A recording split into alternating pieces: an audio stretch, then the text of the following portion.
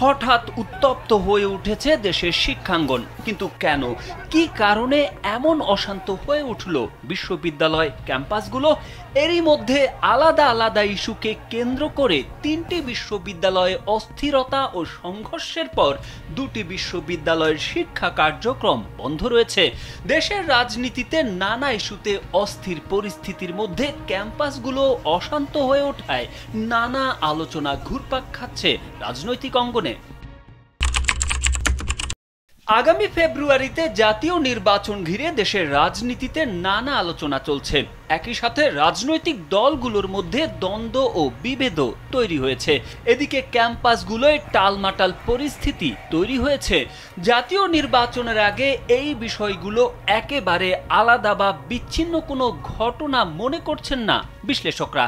তারা যুক্তি দিয়ে বলেছেন যে প্রাথমিকভাবে দেখলে মনে হবে ঘটনাগুলোর সাথে রাজনীতির প্রভাব নেই, কিন্তু একটু গভীরভাবে বিশ্লেষণ করলে বোঝা যাবে সবকিছুর পেছনেই কোনো না কোনোভাবে রাজনীতি জড়িত।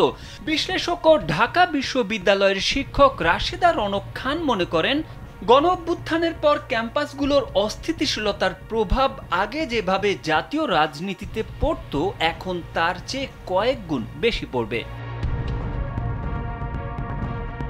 ডাকসু, রাকসু বা চাকসু নির্বাচন নিয়ে এক ধরনের অস্থিরতা আছে এবং এই সংকট যদি শিগগিরই দূর করা না যায় তাহলে ক্যাম্পাস রাজনীতির প্রভাব জাতীয় রাজনীতিতে খুব বড় আকারে পড়ার আশঙ্কা রয়েছে অনেকের।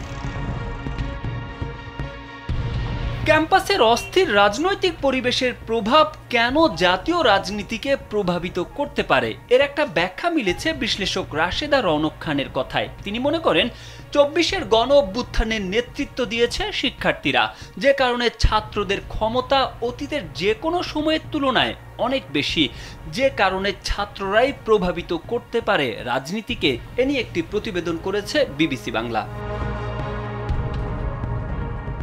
তারেক আহমেদ, কালবেলা।